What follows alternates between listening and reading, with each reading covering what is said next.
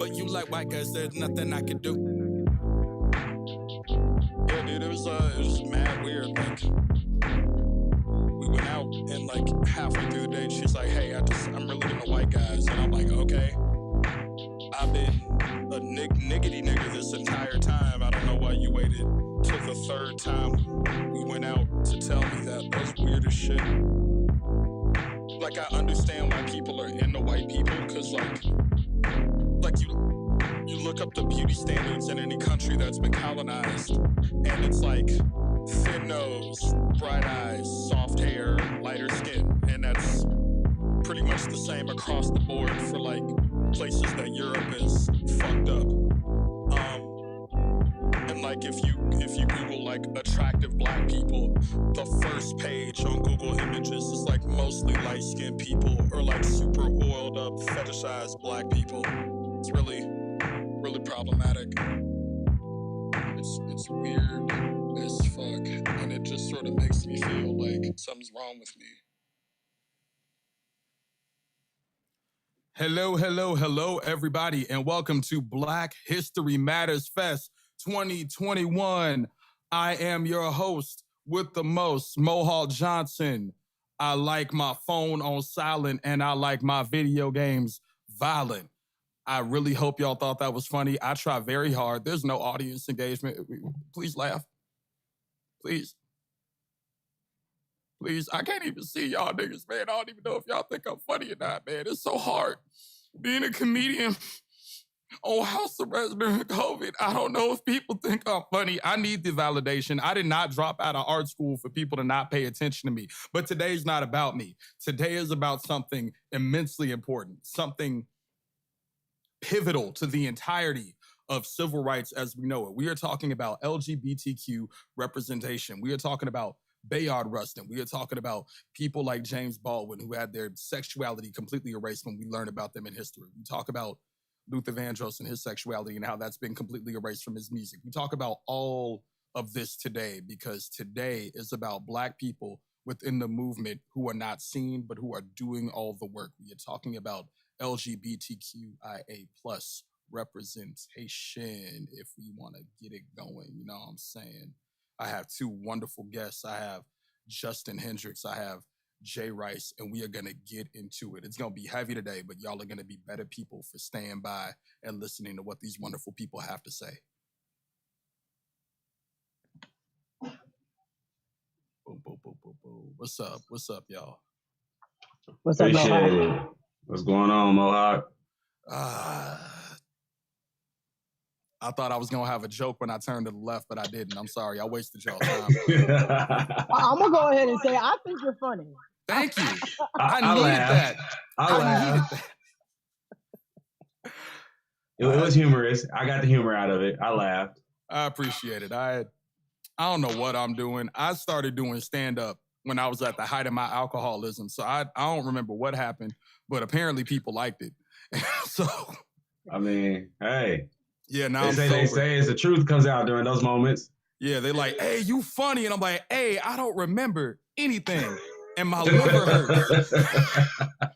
I don't remember shit. My liver hurt, though. Man. I don't know how I got home. How'd I get home? Like, it was real. One too many drinks. No, try 4. Whiskey. That was my problem. It was always hard. It was whiskey and rum. I either drank like a cowboy or drank like a pirate. Okay. No matter what I did, I had to do it like I had to wear a puffy shirt and I needed an accent. You didn't know you want to say R, yeehaw. Right. Sometimes both. Because what are cowboys but pirates in the desert? I don't know. That probably means nothing. Speaking of cowboys, can I tell a quick joke real quick? Yes, bring it. What does a pimp and a cowboy have in common? What? They both love to throw a good hoe down.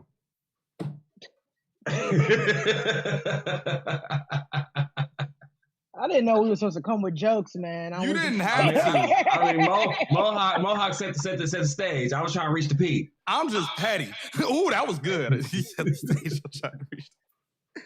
No, I actually got a bad one that I tweeted the other day. Why does the Triceratops hate going to the gym? Why? Because Why? working out made him dinosaur.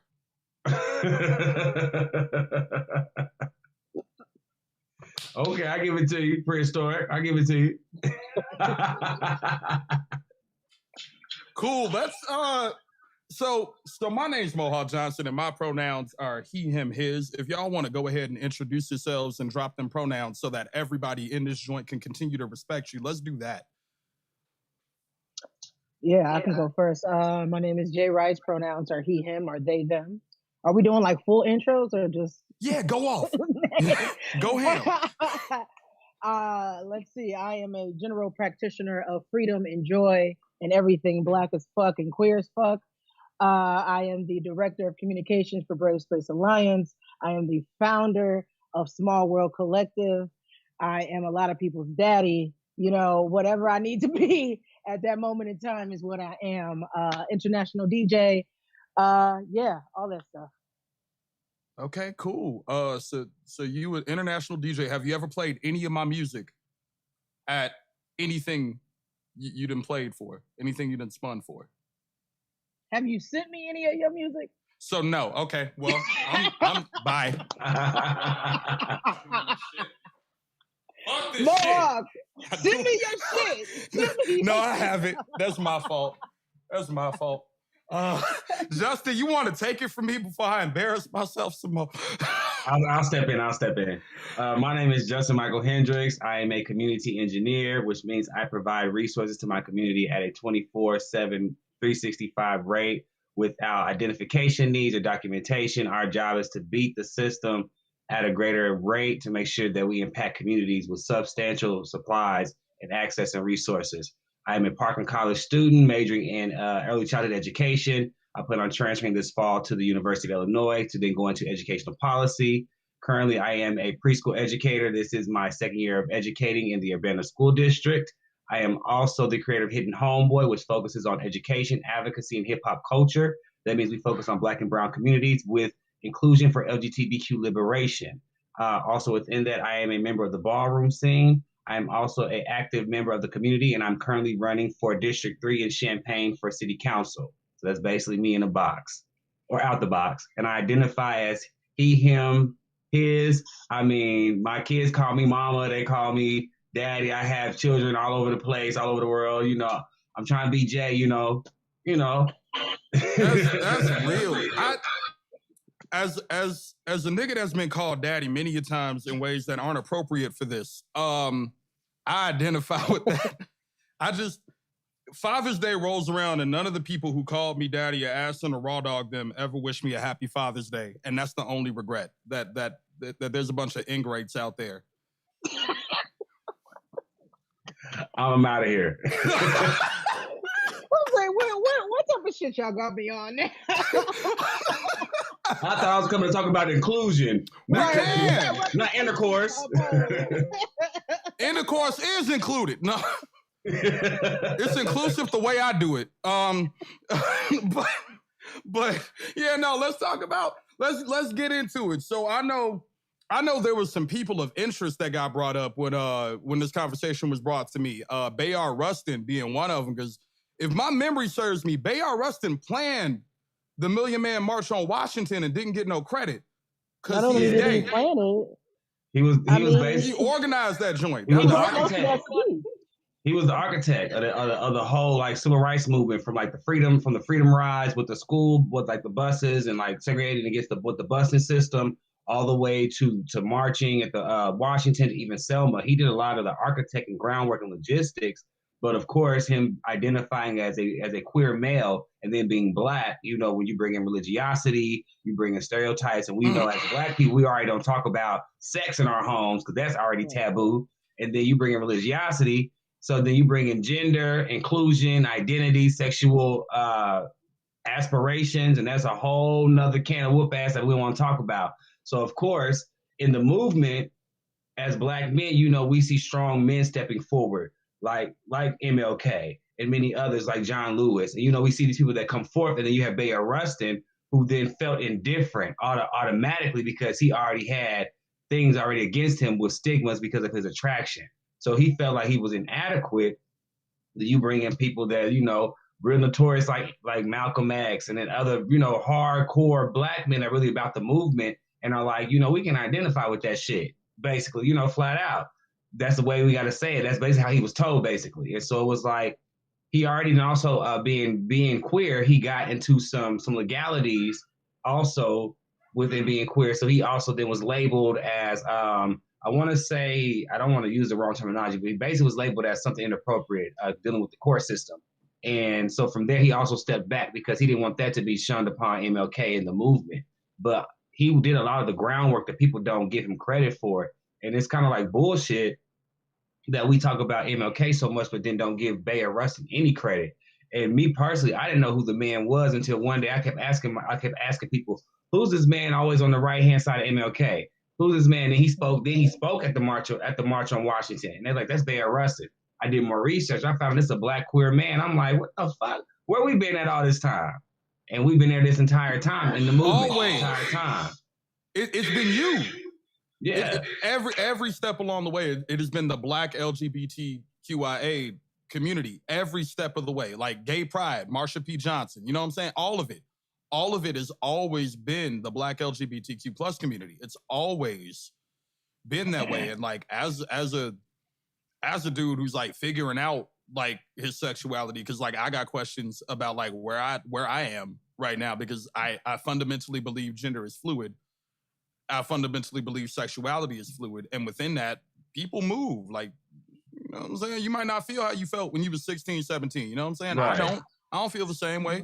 No True. cap. I just, and it's wild to like grow up in a household and in a community that like operated under the idea that like gayness in any form was gonna like somehow make me weaker as a man and make all the black men around me weaker, when like that's who's been saving us. Like that's who's been doing the Black Lives Matter marches and doing all these other actions like that have been personally effective to me. Like it's been like when I got arrested this past summer and got put on house arrest, it was a bunch of like black and brown like LGBTQ people who were like out there immediately trying to get me free. And they did all the advocacy work for me, and they made the flyers, and they organized the marches, and they organized the court supports. It's always been them. And I feel like so many people who have these ideas of we can't identify that, we can't do that, are like people who never show up, right? Like if you got beef with the black gay community in regards to like black empowerment, you don't know anything about black empowerment. Yeah, and I mean, and I'll give you some personal take back. I'm from Champaign, born and raised, but I moved to St. Louis. And so I lived in St. Louis for about like 9 years. And during my time, I was there before, during, and after Michael Brown. And so I protested Ferguson, went down to Ferguson, and I taught school there also at WashU, taught preschool at their North Danford campus because they have a little program for people to attend school. And so when it all happened and we're out there protesting, it's crazy because of the amount of black men that look at us and be like, man, get these, slur words, get these out of here, get these punks out of here, basically. And it's like, but we all here for the same reason, the same fight, but yet you still find a disparity to then try to separate us. But yet and still you're not recognizing the bigger cause. And that was really like shocking to me, just in the sense of protesting. And my mind wasn't even thinking about who's out here, how they identify. It's basically, my mind is like, we out here for justice. We out here for Michael Brown. We out here for black bodies that are being, constantly murdered in the street, being passed down like they're generational heirlooms. We have to really pay attention to these things. And then when it happened, it just threw me off like, did this nigga just really tell me this? And, but it caught me off guard because you wouldn't expect somebody to say that to you in that moment of protest, in that moment of standing up for each other.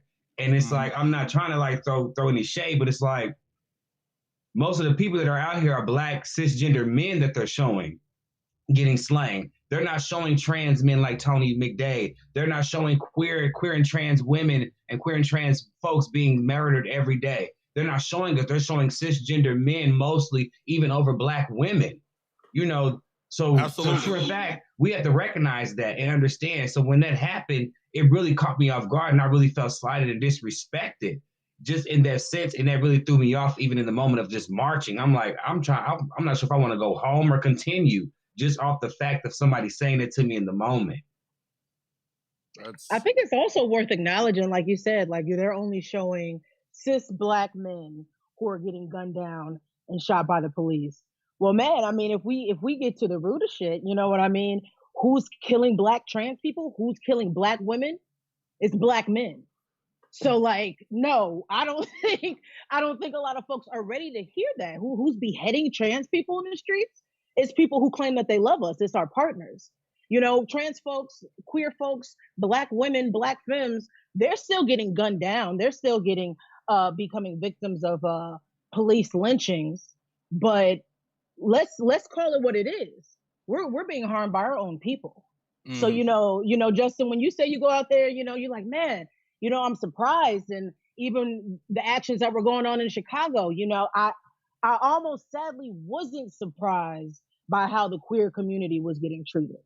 You know what I mean? Even with mutual aid, there's been times that I've done stuff with Brave Space and we've dropped off food to people. And I was literally told by a pastor, we don't want that tranny food. So like, you know, You want to name names? I'm messy. You want to name names? I mean, it seems like you try to take it to the street. I can't go out there, but I got fans.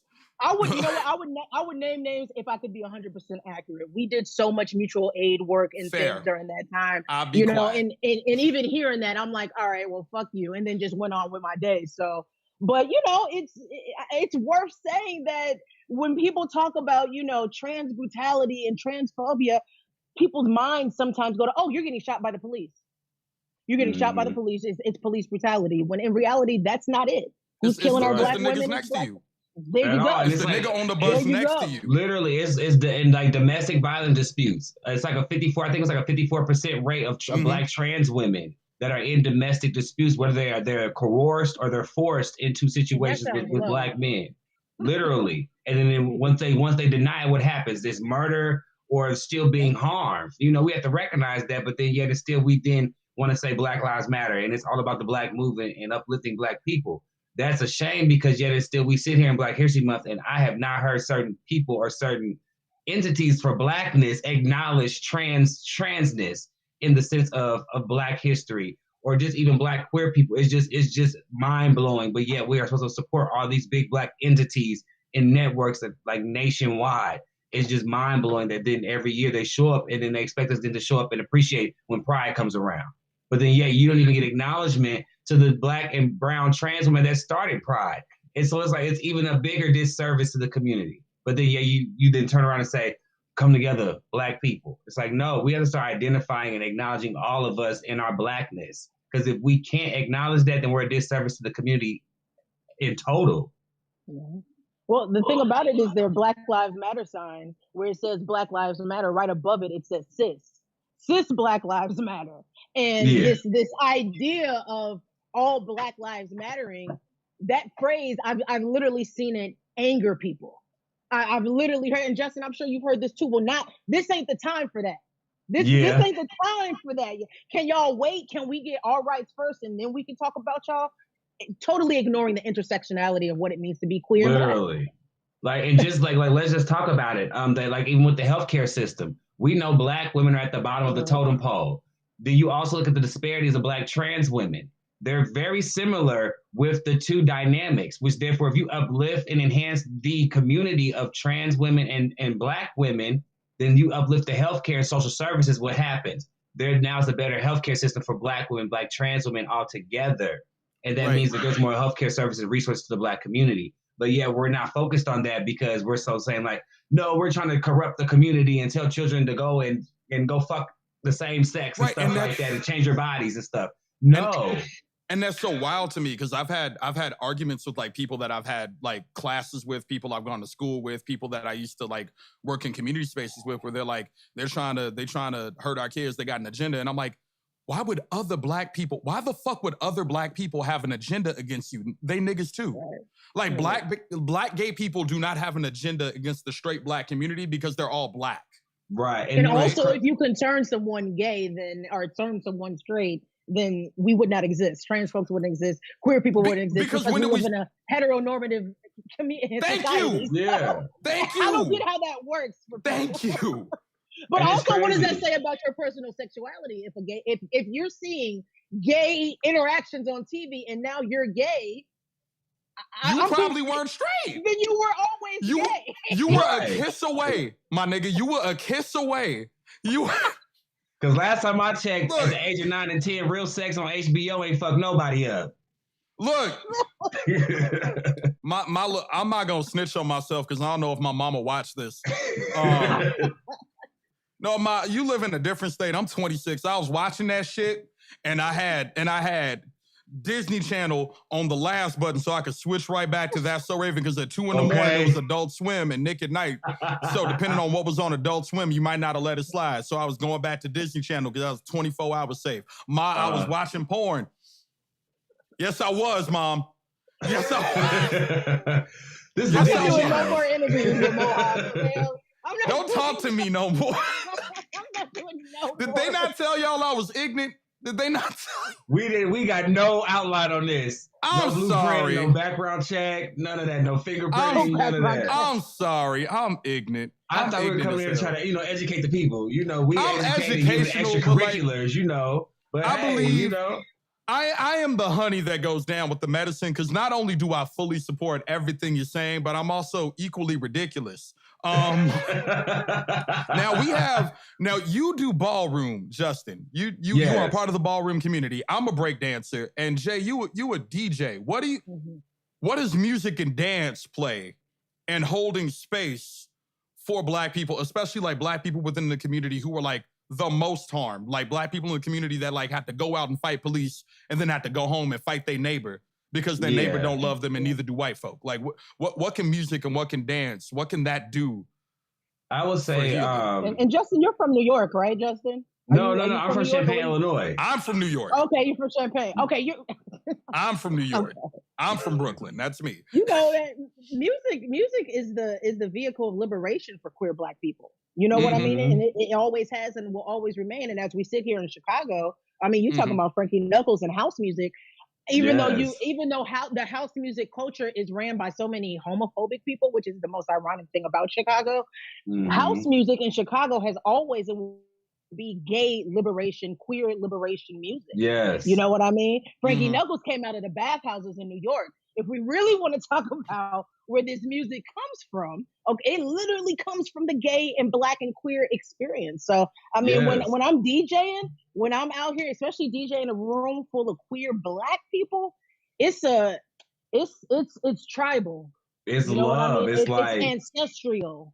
Especially when you hear like sexy motherfucker. I'm like, okay, yeah, you feel it. And I mean, just in the sense of just the history of club and house music when it comes to Black and queer and trans people. And then you bring it into the ballroom scene and we're able to intersect it into a way to where it becomes more of a spiritual thing to us. And when people vogue or when they runway and show different skills and aesthetics with fashion and a creative eye and being an architect of what they do and skills of an underground sense of Hollywood. Ballroom is where we are able to be acknowledged in the sense of where the white eye does not acknowledge us in the sense of the American dream.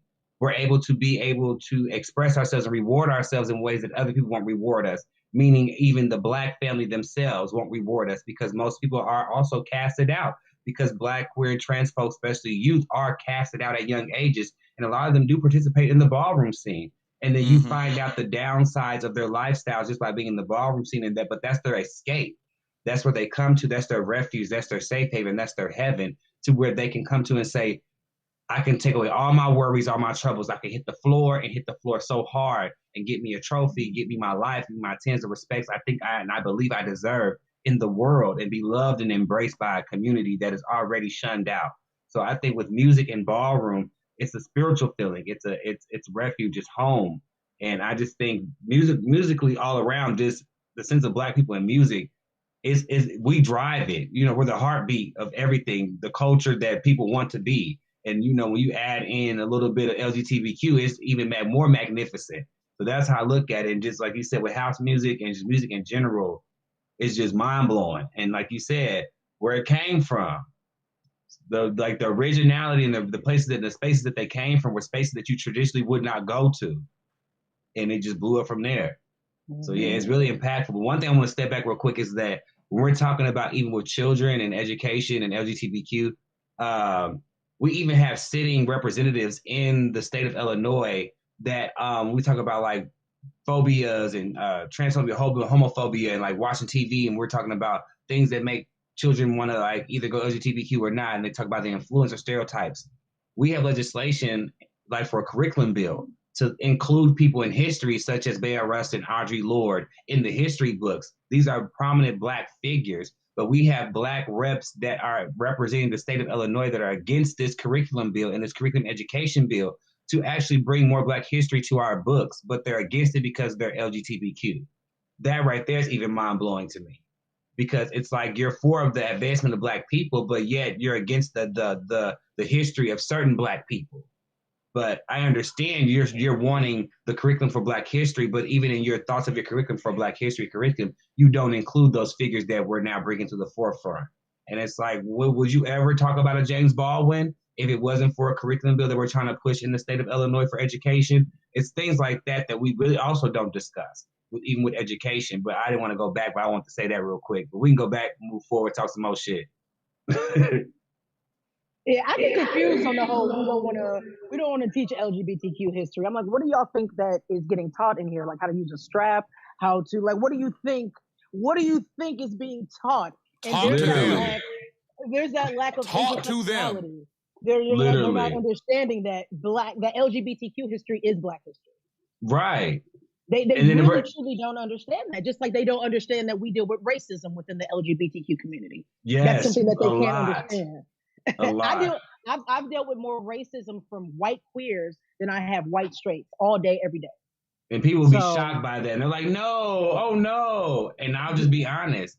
I have met a lot of white queer men, and I'm just in shock of how privileged they are.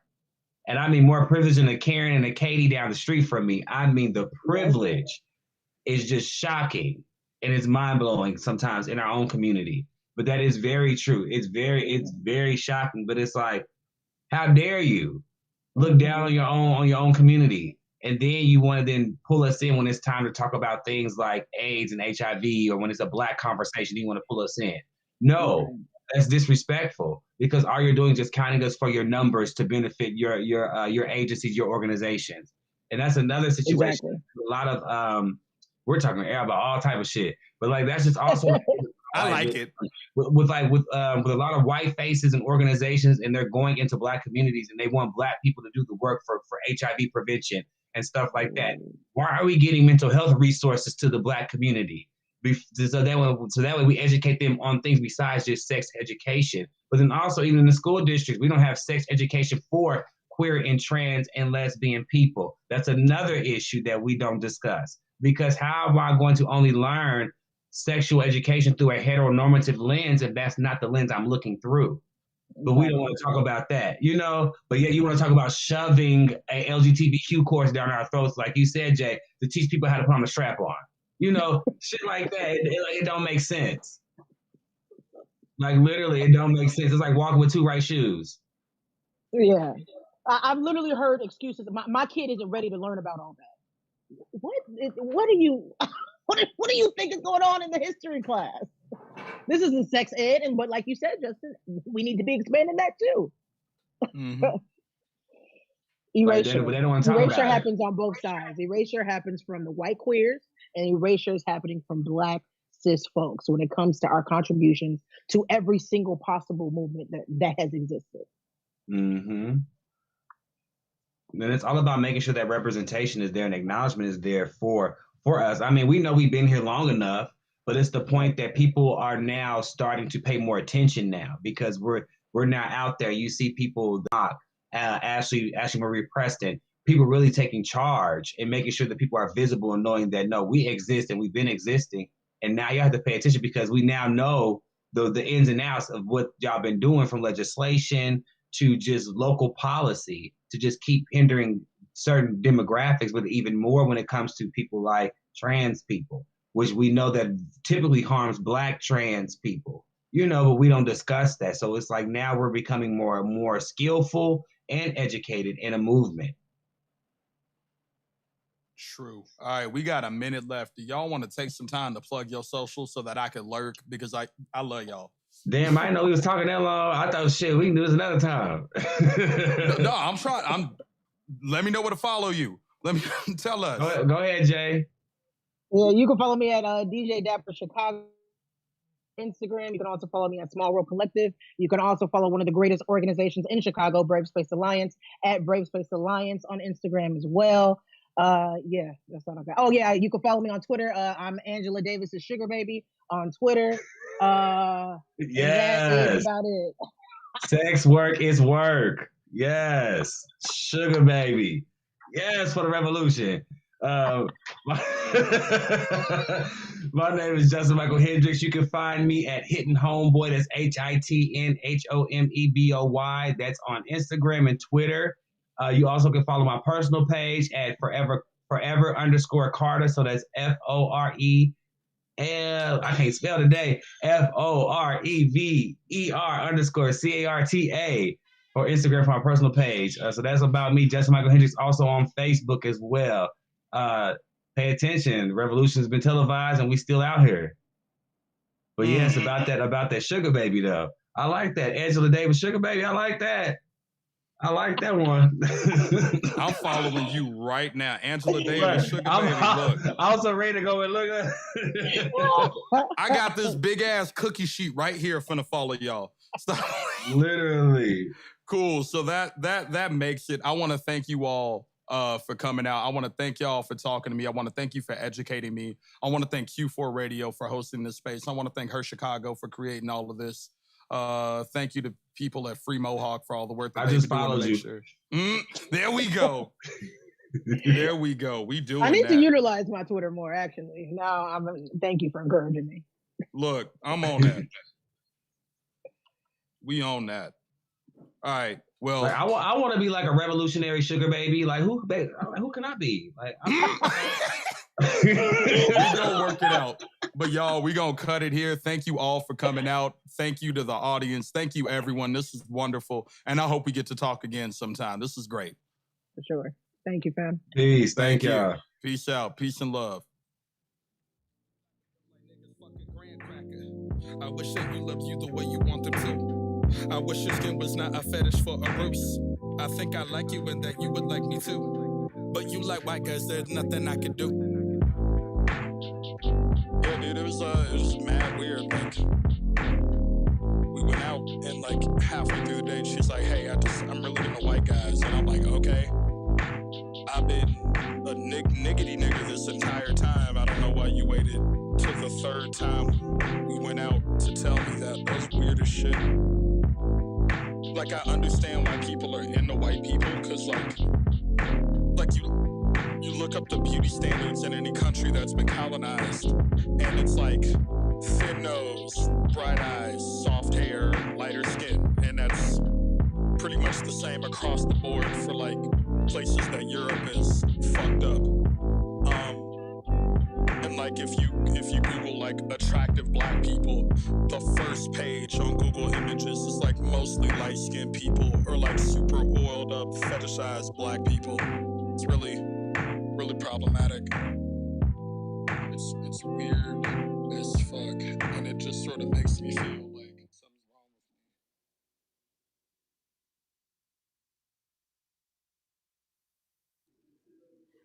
me. Peace, family, and welcome to Q4 Radio's Black History Month series. I am the one and only Bella Royale, and tonight you are tuned into the On the Come Up comedy show. Man, I got some of my favorite comedians in the house with me tonight, and they about to give you some good energy from this stage, y'all. So when we talk comedy and we talk culture, black culture to be specific, you can't talk black culture without talking comedy. Because let's be real, y'all. We done been through some some trials and some ups and downs. But one thing about black people, we push through everything. We laugh to keep from crying. We find the comedy in every situation. Hey, this might be a little controversial, but I don't really care. Y'all, I wonder if the slaves was, laughing and stuff. I wonder if they had the slaves that was like comedians. They had to have the slaves slaves that was funny though, because I mean, like slaves, like look at Master ugly ass over there, like you know what I'm saying? Like they had to be cracking up because I mean, how do we make it through hard times if we don't laugh through? That's what we're gonna do. Think about at school, okay? Growing up, everybody know it's the class clown. It's always that one funny dude in the back of the classroom who really should be a comedian, but people be telling him to be serious and focus on his work, but he really a living legend in your city. Y'all know he crack you up every time you run into him. He got all the jokes. That dude should be a comedian, but people tell him he should go to school, be a doctor, be a lawyer, be this. The time for that is over. Comedy has shaped our culture for so long that now we need to take pride in the ability that we have our gifts to tell jokes. Like telling jokes and being a comedian, that's a God-given gift and a God-given talent. And if that's something that you love, don't you doubt that. Don't you put it down. Don't you stop it for nobody. Do what you do and do what you love. Comedians make the world go round. Y'all bring balance, man. Like, even black people at funerals, you always got that cousin that's gonna go and try to fall into the casket with your auntie or your uncle, and they ain't even really like them. They had stole their EBT card and stuff. Like it's comedy in all the tribulations and trials of life. We got legends in black comedy. We have Bernie Mac. We got Richard Pryor. We got Bill Cosby, and I know y'all ain't really rocking with him. It's a cancel culture, but you gotta admit that the man was funny. He's a legend in the comedy game. We want to pay homage to all those great comedians tonight. So as Chad, Mo, and Rob hit this stage, we hope that the ancestors and the legends of comedy are proud. All right, y'all. So let's start with the one and only Rob Mayfeild, Mr. Make the World Laugh. Now, I love his mission. I love what he is about. This man's goal is to bring joy and laughter to all the people of the world. Like, that's a blessed mission. That's a blessed mission. When this man doing his work out here, God gonna make sure he come through for him, because what he doing is not for him, it's for the people, it's for the culture. That's powerful work. Every time he hit the stage, he blessed the stage. Now, Rob has been in the comedy game for a good minute. I say about 3 years. Is that right, Rob? I got you right. 3 years? I ain't even gonna lie. I forgot everything I was supposed to say to introduce Rob up here. So what I'm gonna do is I'm gonna let the man come tell y'all about himself, and then give y'all some of this good energy that he out here spreading. All right, y'all. Here he come. I got my way. Oh, yeah. Yo, appreciate you. Thank you, Miss Bella Royale, for that testimony. Praise God, Jesus. Everyone's. How y'all feeling out there tonight? Shout out to all the women who out there got their eyebrows made out of real hair. That is dope. I see y'all. Y'all looking real sexy out there. Hey, it's still COVID. I put a whole bonnet on the microphone, so you know stuff is real out here with this COVID situation. It's hard on us because we still trying to maintain, still trying to be healthy, still trying to keep ourselves up. It's hard out here. Like, I understand, especially when you getting older.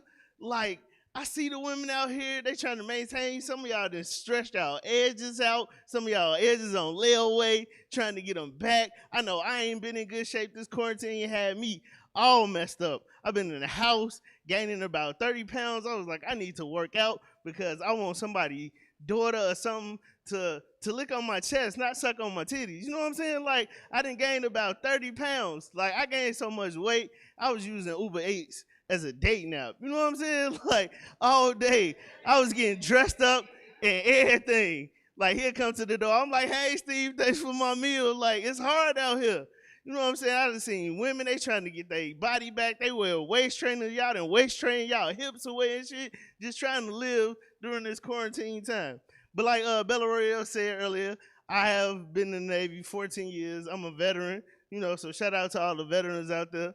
So when I came home, man, stuff is different. I forgot how hood Chicago women are when they trying to holler at somebody. I've been gone so long, I wasn't used to it. I came off, I was in my uniform and everything, thinking I'm fly. I said, oh, snap, I'm in my uniform, I'm G'd up. You know, I'm looking good. I had a girl come up to me like, hey, shorty, when you gonna let me smash? I was like, oh, You talking to me? I'm like, okay, you can, but just buy me dinner first. And she was like, I got you, fam. What's your number? I'm like, yo, she hollering at me like a real dude. But I love that though. I love a hood Chicago woman. I love him. I love it. I can't wait to square up with my girlfriend when she go home. Like when I go home today, I can't wait to square up with her because she be waiting up for me at the door. Like, where you been at? Where you been at? Like she getting the stance and everything. Like I be coming to work with the domestic violence shade glasses on. They be like, oh, what happened to your eye? Oh, nothing to me. I'm just allergic to fists. That's all. You know what I'm saying? My eyes just swole. You know what I'm saying? There's so much stuff that's been going on since I've been back in Chicago. I love my city. Anybody Michael Jackson fans? Shout out to Michael Jackson. Yo, Michael Jackson is a grade A savage. Like, this is real talk. I saw a meme today that said Michael Jackson's whole stick was pointing, starting stuff for no reason, and leaving, which is absolute facts. Watch the Remember the Time video, right? The Remember the Time video, Eddie Murphy was the king, Amon was the queen. She said, I'm bored. Eddie Murphy had all these people come juggle, blow fire. She got bored. She killed these niggas immediately.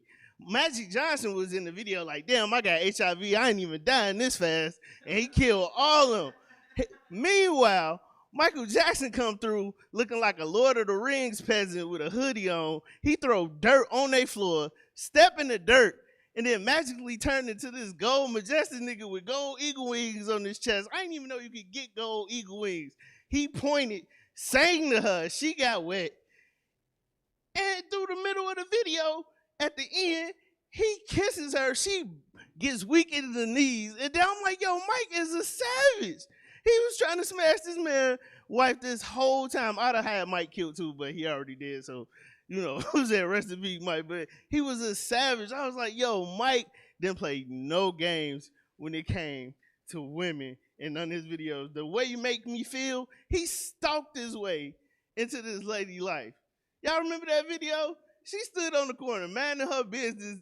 This nigga roll up with 15 Crips talking about some, hey, and moonwalked into his life. He had on a Crip blue. He was in that Crip moonwalking all over the place, talking about the way you make me feel, and he got it though. So my thing is, I think I'm just gonna start dancing around hoes to see if I can get a date. Speaking of dating, how many of y'all dating? Clap it up if y'all dating. Anybody? Dating is so hard these days for me because I'm like almost 40, but I still be trying to get with the young girls.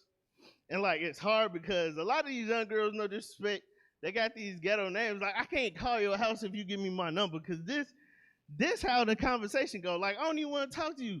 One chick gave me her number. I was trying to talk to her. I called her. This how it went. I'm like,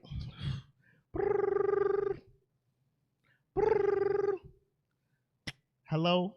Yeah, can I speak to Tilapia? Like, yo, I can't date no girl who named Tilapia. Like, straight up. That's the first instance I had, like, yo, my dating life is going down. That's the first instance. The second instance was I hollered at a girl at the liquor store. So that lets you know what my range is when it comes to women. I don't have no standards. Like, I'm just trying to get in where I fit in. So I go in there. I'm hollering at her. She was like, you know what? You cute. I'll give you my number. I'm like, all right, bet. What's your name? What's your number? She put it in. I'm like, okay. She like, my name Latanya. I'm like, all right, bet. Well, how you spell that? She was like, L-A, big comma, T-O-N-Y. I was like, whoa, big comma. Like, you mean an apostrophe chick? Like, what school did you go to? For real. Like, how? I can't talk to you like that. And then she set me up. I still, dated or whatever. I did what any real nigga did, and got her pregnant. So now we got a bunch of little commas running around. So it's all good. But no, she set me up with the theatrics, man. She had me thinking she could cook, and she really can't cook. That's one thing. If you can't cook, and if you got a dirty house, that's something we should establish when we first started talking. You can't have rules to a dirty house. You feel me? You come in there, you walk in. She like, take your shoes off. I'm like, ooh, in who house? In this house? With all these health code violations around here, like, no, you got the roaches setting the table for me. No, I ain't finna do that. And you can't cook.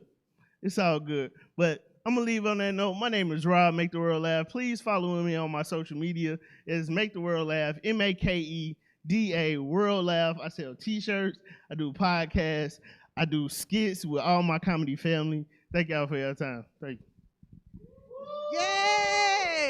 Yes, Mr. Make the World Laugh. You done did that. Y'all know what Bella Royal do. Say it with me at home, y'all. He did that there. Okay, Rob. We are definitely going to follow him, y'all. Follow him on social media at Make the World Laugh. Give him some shares, give him some likes, give him some comments. Now, next to the stage, we have the beautiful, the amazing, I'm gonna get a little sensual with it. The sexy chocolate. We have the Mo Good with the real good energy coming to the stage. Mo Good is an absolutely divine, amazing queen. And not only is she a comedian, but she is an essential worker out here saving lives every day. But do you be saving these niggas out? You be saving these niggas, Mo? Nah, we don't save them. But she do save lives. Mo has been touring the world. She has been doing comedy for 2 years, but in those 2 years, she has went so many different places and done so many dope things throughout her career. Man, you can catch Mo on the Instagram at Mo Good, and she about to come and tear up this stage right now, y'all. Get ready for her.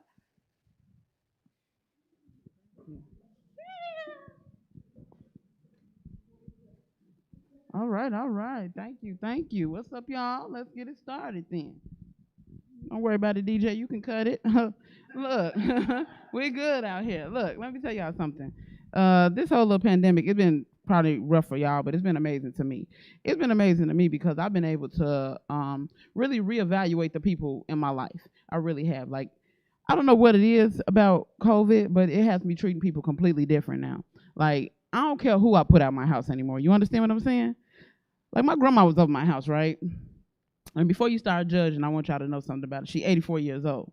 But she came over my house, and her voice was real weary, you know, and she was talking to me. She said, baby, and went to clear her throat. I put my grandma out right then and there. I put her right on the back porch, baby. You cannot do that. I have a 2-cough maximum in my house, and she had already interrupted that. Oh, there's a cough in the audience. Oh, no. We got to go. Don't worry about it. I'm gone. No, look, I just don't like people coughing in my house. I don't like people breathing a lot in my house. Like, I got 2 small kids, and, like, I tell them, like, to minimize their breaths. There's no breathing for real, not heavy breathing in my house. I have a problem with that, okay? I caught my sons coughing in the little back room, and I put their little bunk beds out there on the back porch, too. So them and my grandma was out there knocking. Oh, it's wet out here. It's cold out here. I'm like, well, y'all pee in the bed. You too, Grandma. All of y'all used to getting wet. So just stay out there. It's not an issue, okay? But one thing I have been glad about is online shopping. Online shopping has been the best. Like, I never felt so privileged in my life to online shop. Like, when rainbows bring everything to your door, you feel so special inside, okay? That little blue bag is so pretty. I love it, okay? My only thing is I don't like in-person shopping anymore because I have a bunch of skinny friends, and they like to do stupid, skinny things like shop at Forever 21. You know, I don't like that because me personally, like, I got a Forever Lane Bryant kind of body. So I don't really mess with Rainbow like that. You know, I mean, I don't mess with Forever 21 like that. The last time I went, you know, I went in the store just to see if their shirts come in capital letters like all mine do. You know what I mean? But they had a whole lowercase section that I didn't know anything about. So I went into Forever 21 with my skinny friend, you know, minding my business. I turned around, and the lady that was working the desk, she put a little red velvet rope around the junior section. And she was like, excuse me, shorty, what you doing over here? I'm like, first of all, I'm with my skinny friend. You know, I needed her to vouch for me. But she treated me like I was at the club and could get into VIP. You know what I mean? I felt so disrespected, so I knocked a bunch of stuff over and got up out of there. But I kind of have a little phobia with clothes anyway, because it stems from childhood, really. When I was a child, my mother used to buy me, I'm an only child, so my mom spent her whole life buying me the worst outfits you've ever seen in your life. The worst. I'm gonna tell you, the worst outfit that ever happened to me was Easter in '96. I remember this day specifically, and can't nobody tell me nothing about it. Do you hear me? All the other kids had nice little FUBU short sets. They was looking cute, minding their business. You know, my cousins looked so nice. Not Mo. I had on a pale yellow and beige linen pantsuit, and it had shoulder pads in it. So I looked like a linebacker and a secretary at the same time that Easter. You know what I'm saying? It was all bad. Me and my mom both looked 40 that year. It was horrible. I never seen nothing like it. Then she bought me the First Lady slingbacks, the ones that you pop over your heel. So when my grandma called us all, she said, come on, y'all in here and eat. So I went in there with my grandmother, and I slid all the way to her stove. She was like, oh, baby, hold on. I know you didn't, hey, your mama feeding you. What's going on? I'm like, it's not that, Granny. I just don't know where to break at on these shoes yet. You know what I'm saying? You got to get readjusted to your shoes, okay? It was a horrible situation. And I think the worst part of that day was that everybody kept taking pictures. So when they, Polaroid wasn't nothing back in 96. You know what I'm saying? I'm chocolate up here, baby. That flash was horrible, okay? So I took a picture with my light-skinned cousin, thinking that we was real cute. Now, when they developed the picture and my mama put it on her wall in her front room, it looked like my cousin was standing next to like a black mannequin with the suit on. Like it was that there was just nothing there. It was just nothing but teeth and suit. It was horrible. I've never seen anything like that in my life, okay? And then my mom kept that picture up there. It's still up there today. So every time me and my kids come over to, her house, they like, Mommy, there go your hide and go seek picture. Like, I don't like them anymore. So I'm done with the kids and my mama for that matter. And speaking of my mom, I'm going to tell y'all a little something about my mom. My mom is 65 years old. So she had me when she was 32.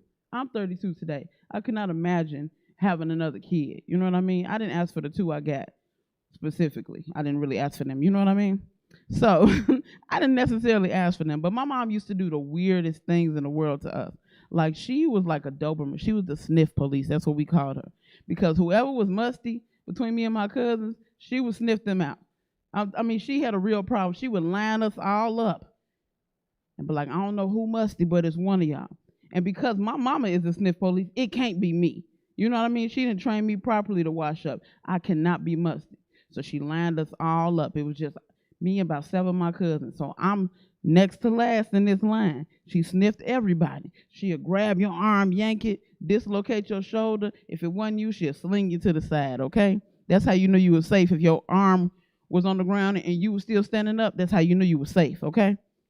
So she slung everybody to the ground. It's just me and my little cousin left. Now, my little cousin is 3 at the time. So I'm thinking, it's about to be me. I'm about to get a whooping. I'm about to die. So she sniffed me, dislocated my shoulder, threw me down. I'm like, good, it wasn't me. But I felt so bad for my little cousin because she was only 3 to be that musty because we all smelt it. So my cousin ended up musty. And my mom was like, ooh, you musty. I'm telling your mom when she get here. My auntie didn't believe her because my mom had washed her up and got her together and everything. So the next day, my little cousin, she got musty again. She got a little Nigerian in her, so the roots. Okay, that's all I'm gonna say, the roots, baby. So the next day, my mom left that little girl musty. Do y'all hear me? She left her musty for 17 hours straight. Her mama got off work and smelled her. And I know my baby ain't musty. I know my baby ain't musty. When she smelled her, the next day that girl had Teen Spirit and Suave and Secret. She had 17 deodorants on that little baby. She even had that Mitchell. She even had men's deodorant up there on that baby dresser. Do you hear me? Sometimes you gotta let them stink a little bit for people to believe. You know what I'm saying? You got to leave them musty. That's the moral to my story. But I want y'all to do me a favor and follow me at Mo Good Comedy. On Instagram, it's Mo Good, MOGOOD Comedy. On Facebook, it's just Mo Good. Snapchat, TikTok, everything Mo Good Comedy. If y'all can do that, I would appreciate y'all. Thank y'all so much. Y'all been Mo Good. Y'all been even better. Thank you.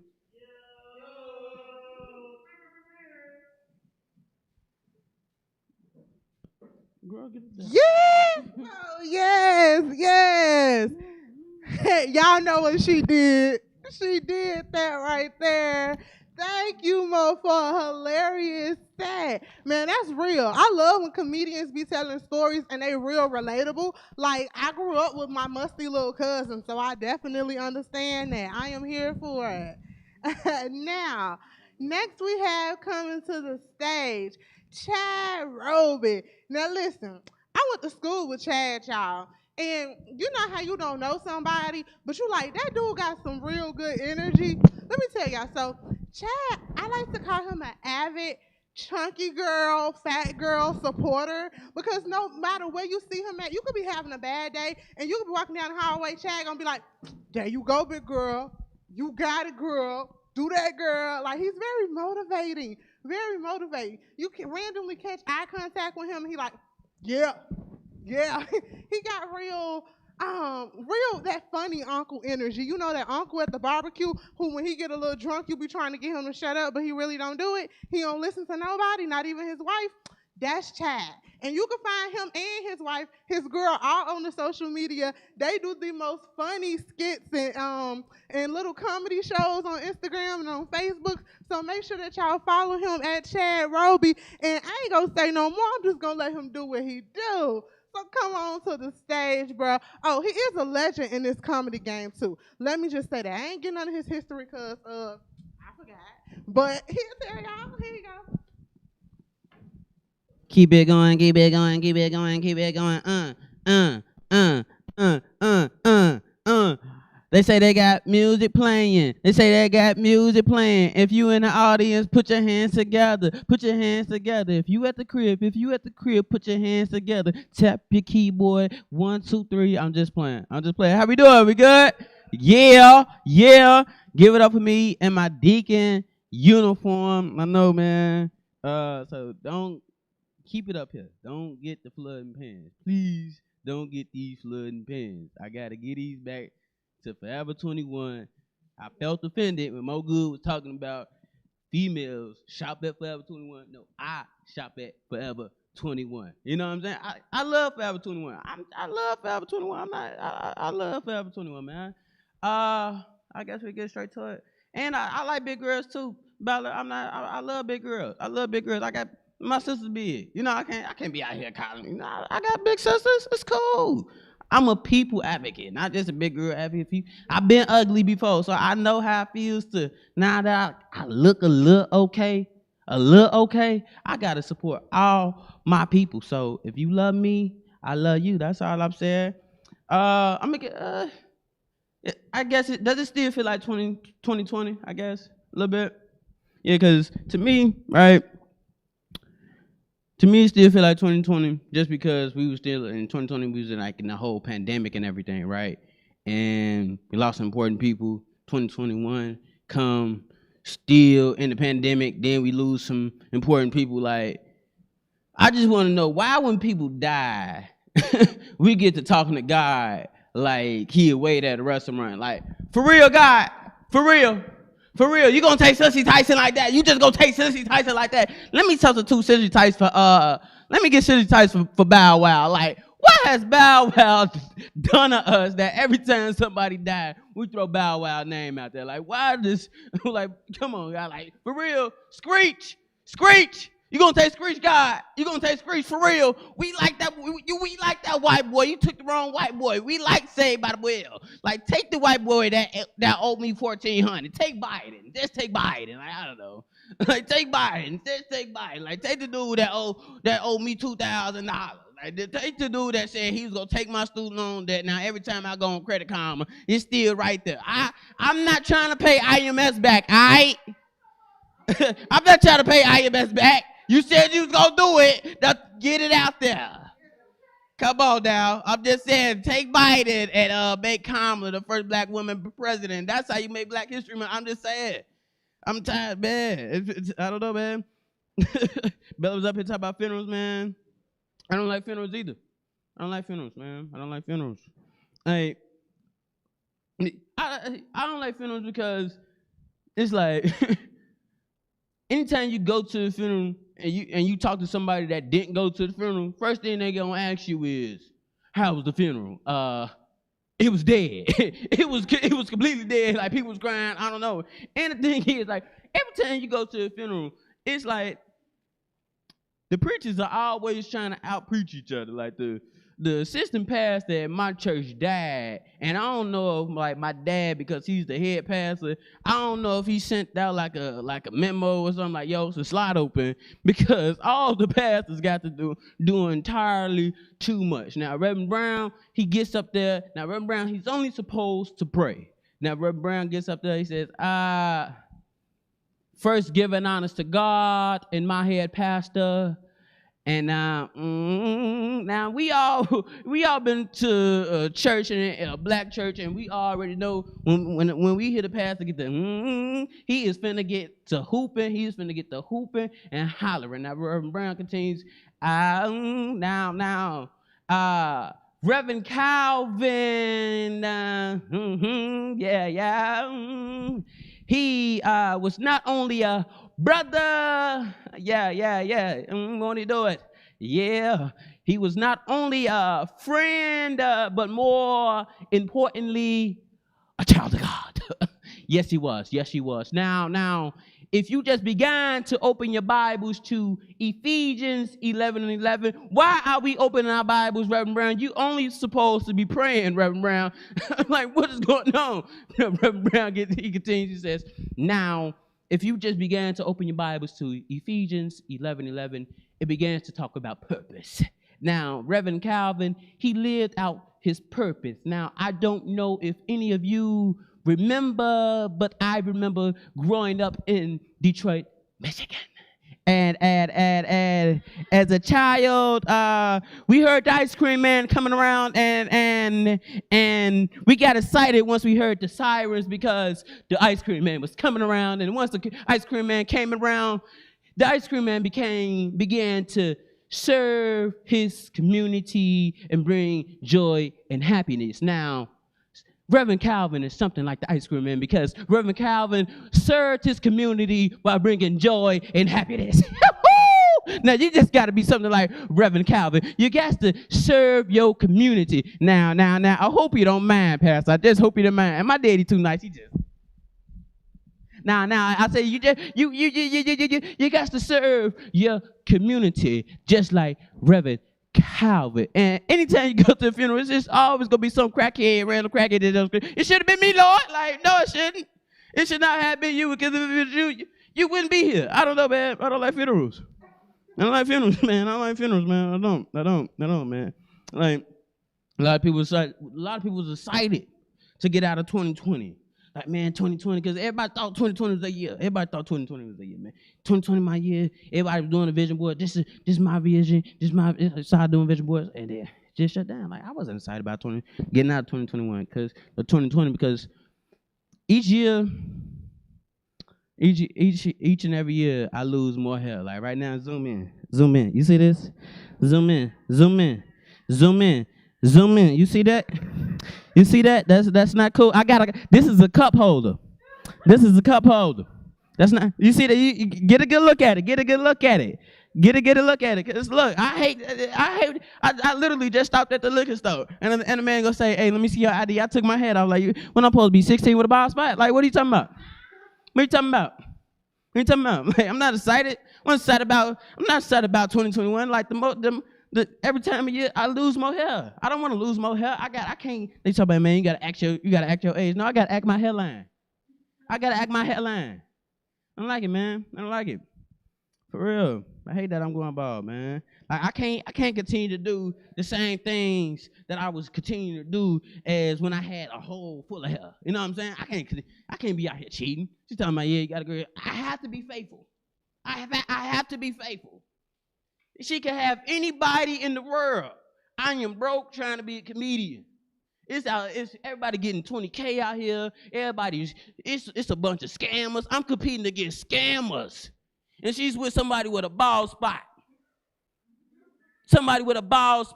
I got to be faithful. I don't want to be faithful, but I have to be. Every time I look in the mirror, I'm just like, all right. It's like you sound like you settling. No, God is telling me you gotta settle down. I don't want to settle down, but God is telling me, hey, you ain't gonna find nobody that's gonna stay with you. For real, I don't mind. Like, so I'm man to be in a relationship. Like, I like being in a relationship. I do. Honestly, this headline has made me grow up. My girl has made me grow up. We finally live together, you know what I'm saying? I have to move out my house because I can't be with a bald spot talking about, hey, yo, boss, can I have some company? Like, I just couldn't look at myself in the mirror like, yo, you losing it all, bro. I just couldn't do it. So, like, I like living with my girl, but cause I'm learning a lot about her, man. Like my girl weird. She's weird, but cause she don't watch no TV at all. My girl don't watch no TV at all. All she do is just watch porn all day. And she's not watching porn to like masturbate and like send me the videos and nothing. Like no, she's watching porn for the storyline. When I tell y'all she's on season 6, how I got caught having sex with my stepdad, I'm like, yo, I'm like, I don't like it. She's just weird, man. She's weird. I'm telling you, she's weird, man, for real. You know what TV show I do like to watch though? Fit Factor. I love to watch Fit Factor. I love to watch Fit Factor. I do. Like a lot of black people they were upset when they seen white people storming the Capitol. Like, oh my God, if that was us, they would have been killed us. Like, and I wasn't shocked. They like, what you think about it, Chad? Like, I've been watching white people do crazy stuff. Like, like white people do crazy stuff. Now, granted, it's always they always have a black person on there. But as many episodes I watch, I've never seen a black person win. Seriously, I've never seen a black person win because by the time they get to that second round, that's when the weird white stuff. And like I say, it's always a black person on there. And it's for some odd reason, he's from Illinois. And it's a place that we ain't never been to. He like from Ottawa, Illinois. A dude named Cleveland from Ottawa, Illinois. And by the time they get to the second round, they just zoom in on Cleveland from Ottawa, Illinois' face. And Joe Rogan, oh my God, man. I love Joe Rogan because he's like the best instigator / motivational speaker. All right, guys. We're this much closer to winning $50,000. Now again, they really got the camera on Cleveland from Ottawa, Illinois face, and Cleveland just looking like, oh yeah, all right. So they say, all right, guys, second round. This is what we're gonna be doing, guys. Second round. All you have to do is just eat some horse penis. All you gotta do is eat a little horse penis, and all the white people going crazy. Yeah, come on, I'm ready. And one white girl just gonna scream, I've been swallowing my whole life. Let's go. Cleveland from Ottawa, Illinois, he just looking like.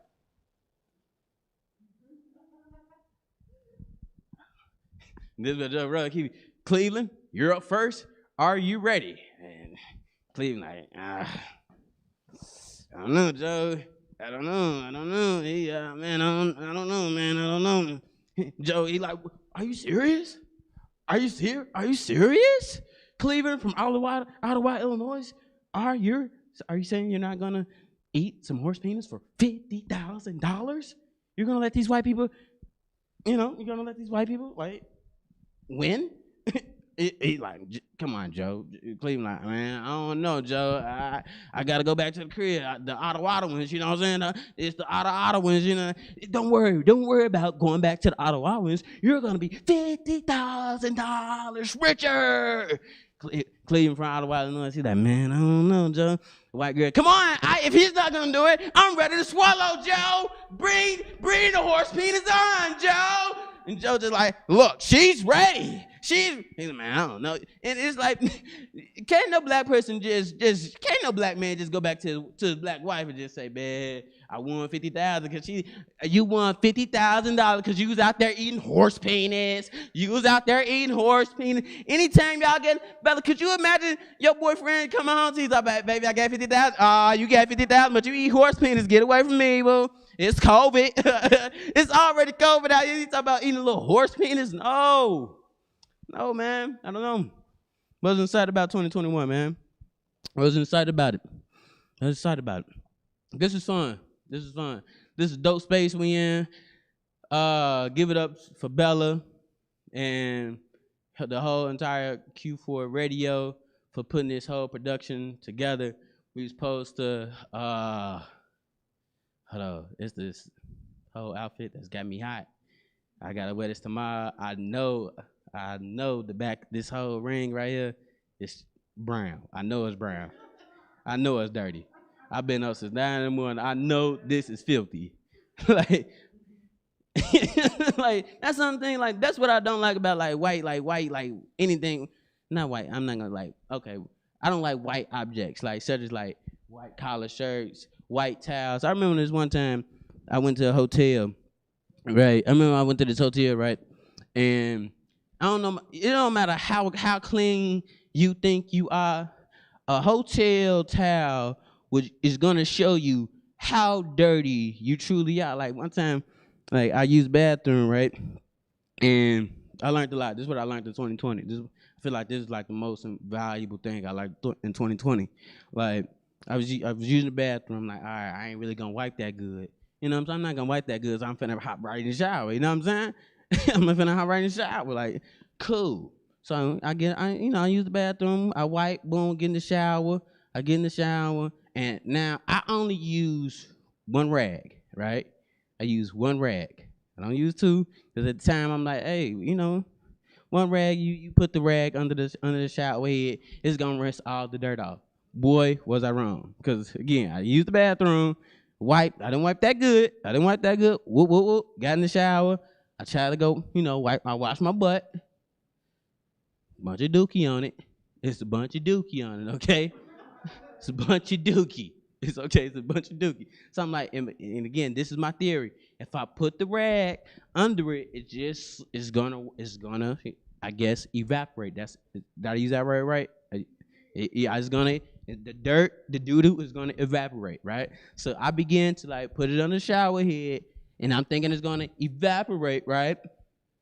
Boy, was I wrong. It just smeared into the towel, and I'm like, boy, for these past 25 years, I just been smearing my face with dookie. So this mask, I thank God for the mask, because I got to smell what my face really smelled like. That's my time. I'm nasty. Again, I want to shout out one person, because we supposed to shout out somebody that we love for Black History Month. I want to take this time out and give a blessing to a good friend of mine that we lost, Caramel Fluffy. This is for Fluffy, a dope comedian, not just a woman comedian, but a dope comedian in general, dope person. If you ever met her, you know that's an energy that you just never would have ever would match again. So rest in peace to Fluffy, and that's who I'm dedicating this set to. Yes, yes, yes. Come on now. This has been absolutely amazing. What he did, y'all. What he do at home, y'all. Y'all already know he did that. And the show has been absolutely amazing. But it's not over. Oh, y'all know I'm about to have one of those random impromptu Bella Royal moments. And I want to call all my comedians back on the stage. And I want them to bring their chairs so that we can have an open conversation. But I'm going to do something a little special for this one, too. So now we have in the house the Jeff Baylock of Jeff Baylock Entertainment. Is it JB Entertainment or Jeff Baylock Entertainment? Yes, he is a media mogul, a photographer, a videographer, a comedian, a manager. He do everything, y'all, a jack of all trades. So we're going to invite Jeff into this conversation with us so that we can get his perspective as a manager and just as a vet inside of this industry, okay, y'all? So come on up here. I'm calling you like it's time to do your church speech. Y'all know what we talked about now. Come on in, children.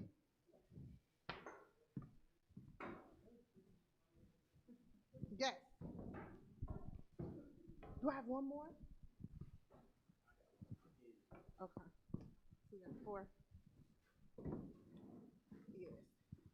We're going to make sure we're social distance, but we want to stay within this little, these 2 frames. Look, come over this way. Yeah, we're going to put a little bit more. Yep. Yeah. Okay, can y'all share? Is that cool? Yeah. I'll make the dark skin people share. Cool. I got my lip gloss from the beauty supply store, my lipstick from the beauty supply store. Y'all know how it go when you getting ready at the last minute. You got to stop and add the rest of the pieces. Well, more probably know you got to stop at the beauty supply store sometimes and add the rest of your look. You got to get your lashes, got to get a little lip gloss, got to get some dollar earrings. I don't know. She really blinging though, so I don't know if she be messing with the dollar jewelry, but I caught this piece right here, Africa for $1. I'm really feeling that Black History vibe. But yeah, so me and my dry lipstick and chapped lips up here, we about to have a real good conversation with y'all.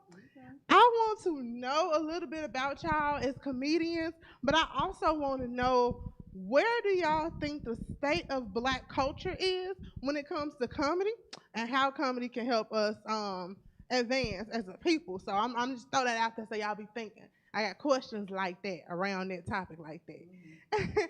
But I want to ask y'all first, and we can go in order of how y'all sitting when it comes to answer these questions. When did you first fall in love with comedy? And is comedy what you're going to do forever? Is that your thing? What's your relationship with it? Oh well, this on. All right, yeah. My relation. Oh well, I fell in love with comedy when I was 10, 11 years old. I started watching it. I wasn't supposed to, but I was watching Def Comedy Jam, and one of my favorite comedians was Martin Lawrence. Yeah. So I would sneak and watch Def Comedy Jam, and I fell in love with comedy because his energy. Like Martin was just so animated. Like he didn't even have to tell jokes as far as like his hosting. Like he didn't have to tell jokes. He just came out and like made faces or like did his body a certain way. And like I was like, yo, I can do that. I want to do that when I get older. And I would go to school and I would watch Martin's show and I would like reenact like scenes from Martin in front of the class, and they would be cracking up because I was super short. And you know, I used to do the I say Jerome in the house. I say Jerome in the house. Like I used to do that in front of the class, and like I didn't get kicked out of class. Surprisingly, like I'd be cutting them in the class. And tonight I wore a special edition. I wore a special edition Martin. These are special edition Martin Lawrence, LeBron James. So they got Martin Lawrence sayings, catchphrases on the back and on the side, because like he's my biggest inspiration. As far as like comedy, like laughter brings people together. So it brings different races and cultures together. And us as Black people, like we are super talented in damn near everything we do. So when we come through a comedy club, we're gonna shut it down. So like it's always a elevation moment for us, because all of us up here, we all work hard at our craft, and this is definitely something I'm gonna spend the rest of my life doing. Yes. I felt that. What about you, Miss Mo? And you know what? I want to take some time, since we set up in a panel form. I want to go ahead and reintroduce all of my comedians who we got. We got the Rob Mayfeild, aka Mr. AKA, can I say that? Yeah, Is supposed to say that? Okay. Mr. Make the World Laugh. We got Miss Mo Good. And let me tell y'all about this look up here, because can we get another shoe cam? Mo, those are crazy. Got my Rhythm Nations on these. Yes. You know what? They give me that Zulu Nation vibe. I love it. I love it so much. And her mask, y'all, got her name on it, custom. I'm into the look, sis. I'm into it. Oh, thank you. Then we have Mr. Chad Roby. Yay. And we have Mr. Jeff Baylock on the panel, y'all. Get let's get up on his church shoes. Zoom it. Yes, them the Sunday best 2020s. I love it. Don't get us put up on YouTube. Get us put up on. Yeah. Right. Now it's always one that can't act right. It's always the cousin that can't act right. Yes. Now, Mo, when did you fall in love with comedy? And is comedy your for sure thing? Y'all locked in? Yeah, it's up there. It's stuck there. We in here. You know what? I fell in love with comedy. I remember I was 4 years old, and my grandma used to play cards a lot, kicking. My grandma was my favorite comedian, and she used to sit and tell stories to the family. And you know, my whole family is silly like that, but they would sit and tell stories, and I would just sit. I wasn't supposed to even be up, but because my mom was always the last call, only personnel all my cousins had left, I had to listen. I got to listen to their stories about family, about life, and everything. And that's when I realized just how comedy makes you feel in general. You know what I mean? And then when I was younger, I did get a chance to meet Bernie Mac. I met him at a restaurant. I was on 71st. I met him at a restaurant. And he told me, he was like, you're a pretty black thing. And make sure you take care of your mom and take care of your family and all this. I was a little girl. And ever since then, you know, I used to like try to sneak watch, you know, Comic View, Def Comedy Jam. I used to watch it. Then, you know, I ain't had to sneak because my mama used to love that stuff too. So, like, I think I really fell in love with comedy when I realized that it's in all of us, really. That humor is a part of life. Like, and with me personally, because it's been so attached to my entire life, I don't think that there's anything else for me to do. When I wake up, I am comedy. When I go to sleep, I'm in my dreams play too much. You know what I'm saying? Like, play too much. My dreams are skits at this point. So I think I've always loved comedy. I do work in healthcare, and although taking care of people is a love of mine. What? Oh, okay. I seen Chad's shoulders move like. I'm cracking these joints. Okay. But I do love taking care of people, but I realize that I can help heal people with comedy because that's a medicine in itself. You know what I mean? So I realize I can do that. I can still take care of people with the gift that God gave me. So that's what I want to continue to do. I ain't doing nothing else. I'm finna quit, y'all, real quick. I want my DON, ADON administrator to know it's over, baby. I'm on the radio. I'm leaving y'all tomorrow. Well, not tomorrow. I need my check. But soon. Get your check. Soon. Pay It's direct pay. deposit. They gonna get my money. Okay. And yes, Chad, come on in here and let us know when you fell in love with comedy. And is that your for sure thing? Because I heard you got another job. What's your other job? Can I get in your business? What you be doing? I sell cars. I sell cars. I sell my body.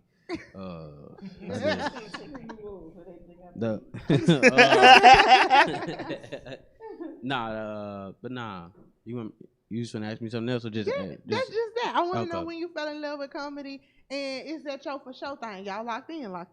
I was sneaking around too, listening to comedy. Nah, I'm just playing. But nah, comedians, I be sneaking and listening. No, you wasn't. You was just watching it. I'm just playing.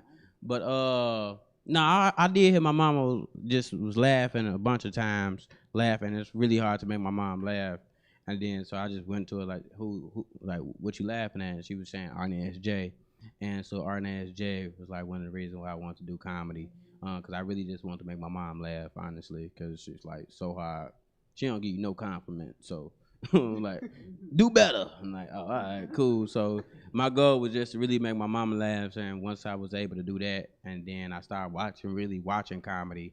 Like Rob said, he used to watch Martin Lawrence. I used to watch Kevin Hart all the time, like from like that Laugh in My Pain. I watched that every single day straight, really. And then before that, I was watching it like the First Amendments, and it was like the first time I ever did some stand up. It was like at a talent show. I stole some jokes. Like I did steal the real set, and then I was like, yo. He was like, "What you talking about the dude that's working in the beauty supply store?" And he was like, and I did, yeah, the stick man. I did that, and cause that Lil Real really wasn't known like that. And like, bro, you funny, and I was like, yeah, I am. I did so, but that's why I was like, I was honestly just a class clown, and.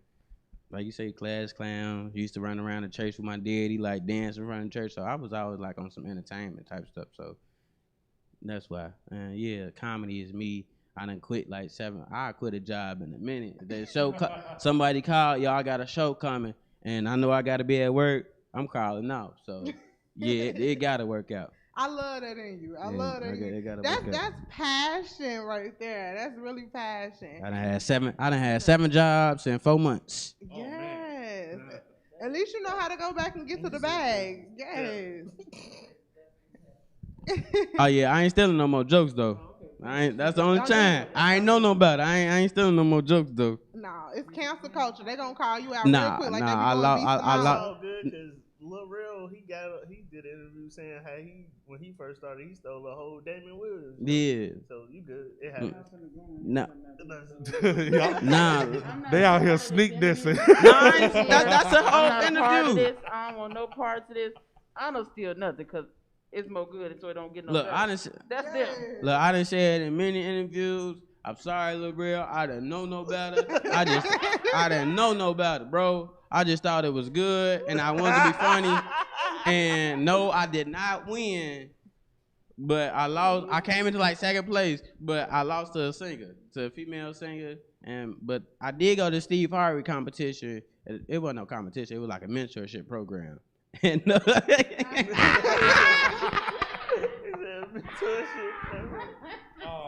yo, look, they had a talent show, and I won that, and I did my own jokes. I just talked about how I got beat up, and I won. I did win that, so Yeah. I'm a little talented. I'm a little That's on the talented. show for that. Yeah, I'm gonna keep telling everybody it was a competition, but it was a mentorship program. He won the mentorship program. He did that. He did Yes, that. he did that. Okay, now Steve Harvey like, hey bro, you good? Now, Jeff, please tell us when you fell in love with comedy, and is that your for sure thing? Now I know you do a whole lot of different things. I do a plethora of things, but comedy kicked off for me back in 2012 in college. And you know how you be at the lunchroom tables roasting, and it got to the point where it was an open mic that was happening. They had an open mic club at Wright College on the north side of Chicago, and it was like a universal open mic. They had singers, dancers, rappers, you name it. So we go there because everybody crowd up and they want to see the talent. And all of a sudden, somebody was like, coming to the stage, this is the first time we ever had comedy here, Jeff Baylock. And I'm like, wait a minute, who signed me up? And the host came, was like, you got 15 minutes. 15 minutes? For a rookie? Are you serious? I never did comedy before. I never thought about it. It just kind of happened on the spot. So I just went up there and just roasted the whole school. And then after that, I ran into, huge shout out to Adele Givens. I ran into her at a Walgreens, and when I used to watch Def Comedy Jam, piggybacking off Rob, I watched a lot of Adele Givens. I loved her. She was like, oh my God, this is one of the first people I want to meet before I die. I have to meet her. And it was just so happy she was from Chicago, and I was like, oh snap, you Adele Givens, you Adele Givens. And she was like, do I owe you any money? I was like, no, you don't owe me no money. She's like, oh, okay, what can I do for you, baby? What can I do for you? And we chopped it up for like 30 minutes in line at a Walgreens. And then from there, I was like, man, I like how she was just dropping some nuggets. She was like, if you want to get into it, dig deep into your pain. And once you figure out what that pain is, use it to make the audience laugh, but make sure that is relatable. And I knew what that means. So I started watching a lot of comedy peoples, from Dave Chappelle to the George Carlins of the world, the Eddie Murphys of the world. And I was like, I can do that. I can do that. Because I'm one of those guys where if I see something that's interesting and I believe I can do it, I will try to study that craft and then I'll perfect it. And 9 years later, here I am still rocking and rolling with it. And I got into the point where I took comedy and I did other things, which you want to do that in comedy. You don't want to be stagnant in just one spot. You want to try different other things in comedy. And comedy, yeah, it's forever. You know, it's everywhere. Everybody's doing it, whether it's unconsciously or conscious or not. But laughter is a very good medicine, and it's one of those things that we need, especially during this pandemic. So right now, people get to the point where they're bored. We had great entertainment tonight. These three comedians right here did a showcase to the wall and to the cameras, and they did what they could. They did. And, you know, a lot of people at home was like, wow, but I know they was up here was like, dang, Joe, because we're used to laughters, and we're used to claps and whatnot, and just to do it in dead silence, that's a skill of its own. And I'm very proud of each and every one of these comedians that's up here, you know. Yes, likewise. Definitely. Appreciate you, Jeff. Definitely. Because I thought about it, and I was like, nah, I can't talk to no wall. I need a shrink. Nah, I can't do that. I But talk to the wall all the time at home. Sometimes it talks back to me. We have the realest. She's smoking crack. That's the spirit. Hey, that's the spirits. That is a mental illness. Hey, ancestors on the wall. Look, Ancestors y'all know, on the wall. Beyonce said it best. Yeah, the ancestors She be on the like wall. Tina Turner. She getting her Nam Yo Hori get killed. Nam Yo Hori get killed. Definitely. You know what? That cocaine. Jeff said something I really want to dive deeper into. He said that he let me talk to the people. He said that he be digging deep into his pain when he's doing comedy.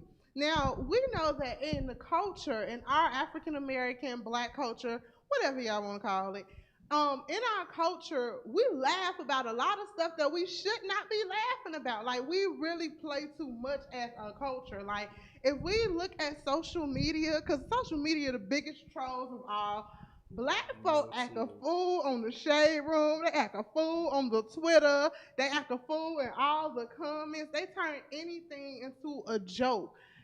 How do you feel that that helps us? And knowing our history in America and just our history in general, how do you feel that, what does comedy mean to the culture? I want to ask each of you that. What does comedy mean to the culture to you? I mean, for me, think about our history. Like, we've been beaten down all that. We resourceful people. Yeah. You know what I'm saying? They threw us slops, and now we got barbecue and chitlins and all this stuff. Like, we know how to make the best out of every situation. Yes. So comedy for us is, we make fun of it, but we do it respectful, we do it clever, and we do it creatively. Yeah. So I'm saying, like I said earlier, when we hit the stage, it's an elevation. It's polarizing. It's something that nobody ever seen, because you could have a room full of black comics, and each one of them doper than the next one. Yes. Each one of them got something different. Each one animated. Somebody got dry humor, but the dry humor is creative. You got somebody who loud, but they voice it projects and it means something. Like, they bring you in. You got, dope comedians that storytelling. And that's a melting pot of who we are. That's a melting pot of who we are as black people, as comedians. We always overcome. We always find the best out of any situation we thrown in, and we come out on top, regardless. We do. We roll like that. Yes. I mean, like, I had to get in there. I'm light skinned, but my dark skin powers had activated real quick. Wait a minute. Hey, boy. But like being a black comedian, and like, this is my comedy family. Like, we talk regularly, and we do everything we can to motivate each other and keep each other sane, keep each other going, expressing different creative ideas. Comedy is not easy. It's not, oh, my bad. My bad. I mean, comedy not easy, so I just be trying to. I just be trying to. I gotta change colors real quick. You said he what, Chad? Chad, he what? He tried on the TNT set. All the class clowns in one spot. I love it.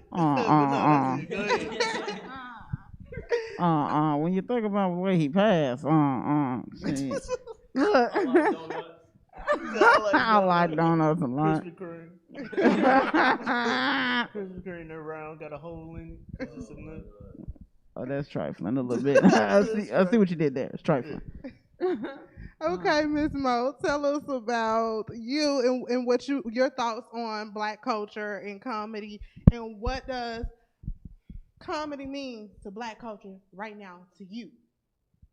So you gotta understand, as black people, we've been through a certain kind of trauma, and sometimes trauma requires surgery for some people, right?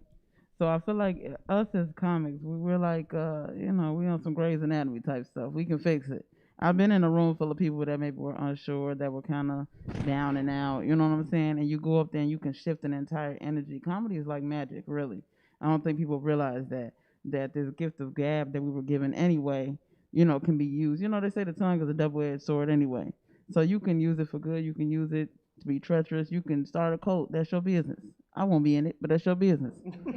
I don't like the cult colors. They don't be, there'll be none, okay?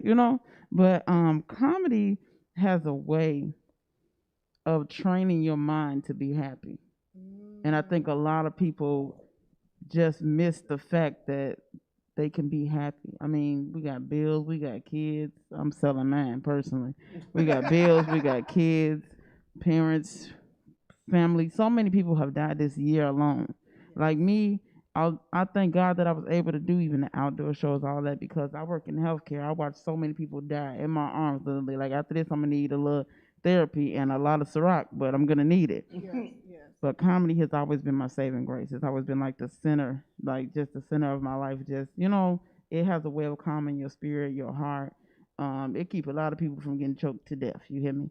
Comedy, like for real, it keep a lot of people from getting beat up. I'm gonna be honest. If you want for comedy, I knock y'all out a little bit. Like I'm like for real though, comedy to black people is necessary. I don't really think that people can go through life and not crack a smile and not laugh and not have that lightness in their heart.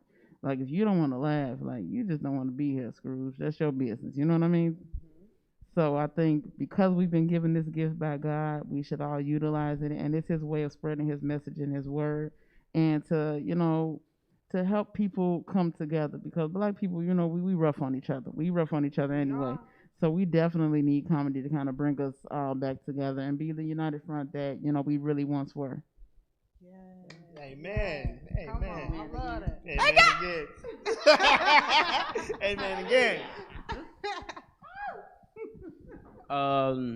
Just to piggyback off what everybody said, I believe even just going back to the Richard Pryor days, I think he began like just to start it off. He made people uncomfortable without thinking. You know what I'm saying? Like he talked about police brutality. You know what I'm saying? In his own way. Like, oh man, I don't want to see no police in my house no more. It's like we all didn't experience that or had a similar situation. So I think comedy just make you think, even if you be playing, and that's what makes comedians dope, because we saying the most uncomfortable stuff ever. Like we saying what you thinking, but it's like I can't say that, but I can. Yeah, I do. Like my grandma, not to make it dark, but my grandma just passed. My sister and them just called like, yo, they ain't trying to have no repast, but we gonna do it.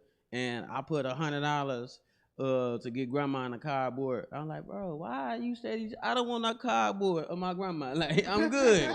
Every time somebody die, you trying to cut them out to a cardboard. Where you gonna put this cardboard out? She say, you can have it. I'm cool. I don't want no death spirits in my crib. My grandma was a little messy. I'm cool. I don't want the spirits in my crib. You know what I'm saying? And it was like, they were like, and I'm like, too soon? My bad. But it's like, I'm cool. Like, that's what I'm saying. So it's like, nah, I'm good. Like, y'all can do that. Because everybody on the phone was probably thinking it. But I'm like, get your money back. I'm like, she say, I was like, it's $100. She say, it's really $200. I say, oh, she ain't worth that much. I'm sorry. She ain't worth no $200 cardboard cutout. I'm sorry. Like, she priceless. Priceless. She priceless, but I don't want no 6 feet cardboard cutout. I think it's ghetto. I'm sorry. I think they creepy, I think it's ghetto. I think it's weird. Why do I know how you look. Now every time I come to my house, you just standing like this. She had a bad hip too. So it's like, nah, I'm good. So y'all can.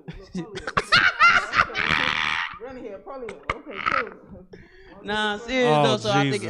I think it's just stuff like that, and I think. They're worse than them funerals where they be having people just leaned over.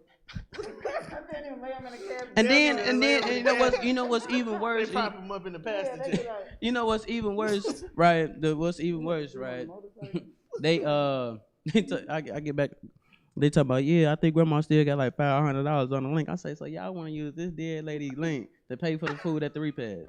Yeah, I gotta get out this phone call. Like, y'all ain't shit. Oh, no. That's just like a black grandma always handling business, taking care of everything. Even when she gone, I gotta do it. Shoot, I do it. Yeah, Like, come on. I'm cool on that. Man, But yeah, long live grandma, this is what man. comedy is about, and I think that's what makes you a comedian, because your mind automatically, like, even when you go through something, your mind are like, all right, well, I'm gonna make this funny.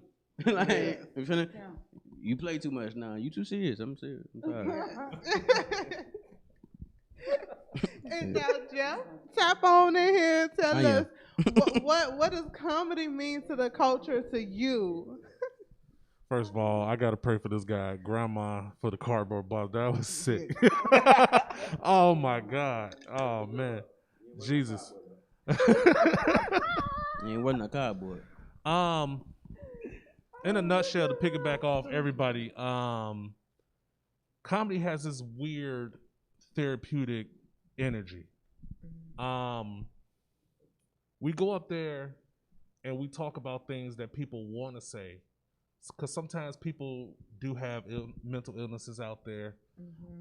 They have problems that you can't just go to a best friend or a family member to talk about. You can't go to a shrink to talk about these things, because some of the stuff can be very dark. And that's what the relatability of comedy comes from. When we go up there and we just hit it on a dime, people be in the crowd like, damn, I'm going through that. Oh, I got to hear this, because that could probably heal me. And then once that laughter start creating it, everybody laugh at it, everybody got a dose of that same medicine, even if it doesn't pertain to that person that had the problem or the situation in the first place. So when we go up there and we be relatable with everybody, we talk about our problems, there may be different categories in our problems that resonate with the people. And once you have that, that's power. So once you have that power and people is listening and paying attention to you, now you draw them in and you can continue to heal. It's kind of like being like a pastor in a little bit, without the whole, with the grunting and stuff. You just go for it. Right. I did not have COVID. I'm sorry for the people that's watching. No, because he wouldn't be up in here. Hold on. He wouldn't be up how many in grunts here. was that? Was that two? That's the maximum. I got one more and it's over. But that's what it is to me, and it's and that's our culture. We try to be as relatable as possible, and I believe that comedy or comedians in general are the best problem solvers, because that's what we do. We solve problems by making y'all laugh by whatever problems that y'all have. So hopefully we talk about y'all problems when we up there performing. If not, just laugh at what we're talking about. That's it. That's all. So. Hey, they getting whooped after church. These the kids who grandma You heard them. had to Hey, whoop these the people. They couldn't sit through service. They play too much. This the people that they'll pay attention to church and they get pulled on the ears by the crowd. These the ones. Okay. All right, we done. The cousins that And this the deacon right here.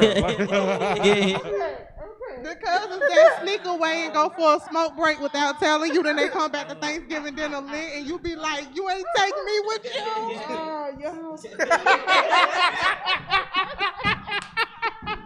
But don't that laughter make y'all feel good? They raising the vibration right now. All of them are high. Nah, I said, are you serious? I'm sorry, but He can't say it. He can't say it. Okay. Because I'm paying attention to you, and I'm looking back and forth like you try to, make sure like I'm really attentive, and I'm like, bro, y'all look alike. They do look alike. They do look alike. What, you like 4 years older than me? Oh my God.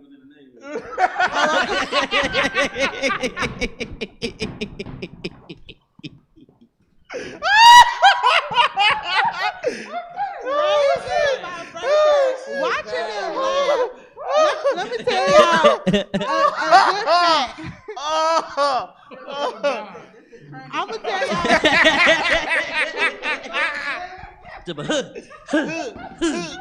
He claimed they doing unnecessary. I thank y'all for everybody. Thank you for everybody that didn't serve. I would tell y'all a good fact. Oh man. Laughter raises the vibration and raises the frequency. If you are feeling bad, if you have been feeling down, just to laugh with them and to catch that energy is healing. It raises your vibration. Laughter is a form of self-care. Do not deny yourself the pleasure of enjoying your life and letting things be humorous and funny. Everything in a time right now where society and life, everything is so hard and everything is so rough and tough and just like, like militant. Release, express yourself and have fun. Look, don't worry, shit. I'm gonna go on myself. We all look like the Gross Sisters. Look, I'm the little skinny one and shit. I'm the one who always wanted the money. I'm the one that comes for the money. It's the entrepreneur. Make sure we cash out.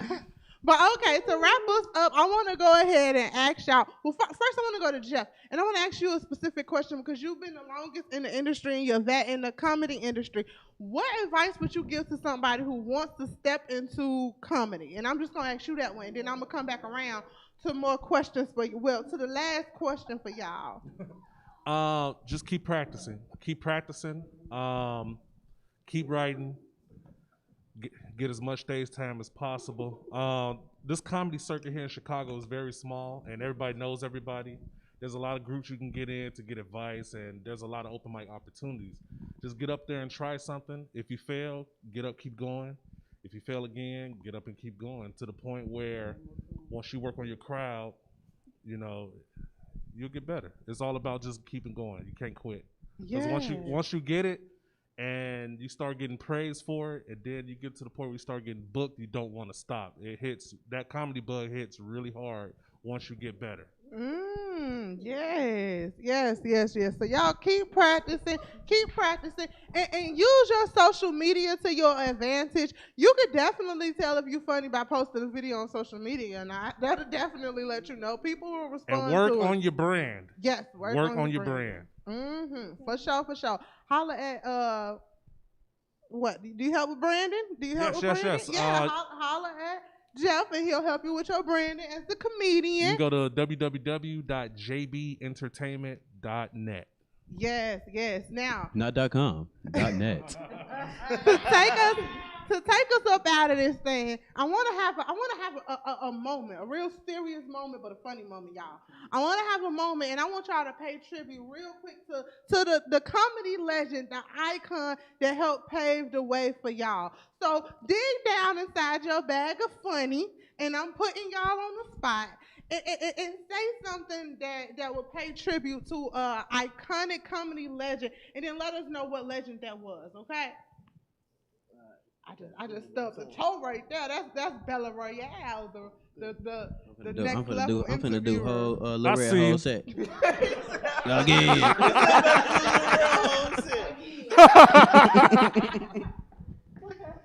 Okay. Come on, let me get that one. You think he important? Hey man, think he important? Come on. Let me get that. You gonna get no extra large? Lil Red, that's for you, baby. That's right. Yeah, shout out to L'Oreal. This nigga's a joke thief. One time, look, I was on Clubhouse, right? I was on Clubhouse, and Michael Coyer, he said, never let a good joke die. But he was referring to dead comedians. But so Lil Red, he ain't dead. But he ain't dead. But okay, I can't. You only probably use that joke, so I'm gonna keep that joke alive. Yes. Let it live. I've been telling the same show over and over because you just tell it to more people who ain't heard it. It get funnier every time you tell it. Nah, I'm gonna get beat up when they see me. You out here stealing jokes. You ain't never getting booked. All right. Back to the car salesman. Yes. So, Rob, Mo, Jeff, who y'all icons in comedy? There's so many though. And even if you ain't got nothing funny, then just get him a tribute. Just get him a 30-second, a little something, a little taste of your energy. You already know how I'm coming. The Mac Man, Bernie Mac, baby. Yeah. I want to give it up to him. Legendary. Bernie Mac was so raw and so honest on stage. See, he said what y'all was scared to say. You know what I'm saying? But he an amazing, beautiful soul. And not only was he funny, he was honest with himself. He was honest with that crowd, and he became family with them when he got on stage. And I also got one more. I think people be sleep on him is Robin Harris. Like, I don't even think y'all understand the legend that this man was. And I just on stage and his movies and everything, he took comedy everywhere with him. And that's one thing I remind myself all the time. Take comedy everywhere you go, because it's always an opportunity for you to do you. You know what I'm saying? So Robin Harris was amazing, and definitely Bernie Mac. I want y'all to give it up to them, because I don't think it's plenty that do great things, but I don't think it gets better than that. No. Bernie is definitely an icon. Yo, like I said, it was Martin Lawrence earlier. Also, Patrice O'Neal. People sleep on Patrice O'Neal, and what I learned from Patrice O'Neal is to not care, because he really didn't care what anybody thought or said about him. Like, he was a big dude, and he carried that. When he came in the room, like, Patrice O'Neal was a giant. Like, everything got quiet because you wanted to hear what he had to say, and it was raw, it was dirty, it was uncut. He said whatever he wanted to on stage, so that's big up. Rest in peace to Patrice O'Neal. He was a G, and like I said, Martin Lawrence for his energy, how animated he was, his hosting skills. One of the greatest hosts, his hosting skills, his TV show, and he's like still relevant to this day. And like the Martin Lawrence show is still funny to this day. Like it still hold up. And it debuted in 1992, and here we are in 2021, and people can still quote and recite a Martin Lawrence line or a catchphrase. So, shout out to Martin Lawrence and Patrice O'Neal. Yes. Shout out to the That's legend. dope. That is dope. To me, definitely Richard Pryor. That guy was the first guy to me that just went open and through the roof with everything. Whatever he was feeling, even at that moment, he'd tell you about it. And he'd been through a lot of stuff. And that takes a lot of guts to go up there and perform comedy in front of a segregated crowd. Let's just kick it off with that. Yes. Yeah. Telling the white people, I don't care about TV. Of course, he cursed a lot. Yeah. But he was just the prime example of raw and uncut comedy. And then it kind of boiled down to other people. George Carlin was another one of my favorites as well. Rest in peace to him. That was another guy that just didn't care, but he did it on a political scale. And I think some of that George Carlin instilled into Chris Rock, because Chris Rock is like political with it now, but he's not George Carlin. But he kind of like dialed down to him and whatnot. And it was like those comedians back in those days, from the Red Foxes and Richard Pryor, they just give it to you. And I pay homage to Richard Pryor, George Carlin. Rest in peace, brothers. Yes. Before we go, again, he playing his. He trying to play homage to his mixtape and stuff. Again, we go. I would have paid homage to some Chicago legends that keep Chicago comedy relevant, such as like Leon Rogers and Damon Williams, that keep Chicago comedy, because they can go to LA anywhere they want, but they keep Chicago comedy open. And again, to a comedian we lost, Fluffy, bro, for real. Yo, for real. And we gonna end it on that note. Yes. We pay homage to the legends. We pay homage to the legends that are dead and that are living too. The ancestors, we pay homage to them. And tonight has been a wonderful, wonderful night of laughs. We hope that we made y'all feel better at home. We know things are a little rough for y'all, but just hold on. We gonna be okay. Change is coming in my Sam Cooke energy. And yeah, I hope y'all enjoyed this real good energy. And that hit different when I say it, because more good on the stage and it don't get no better. On that note,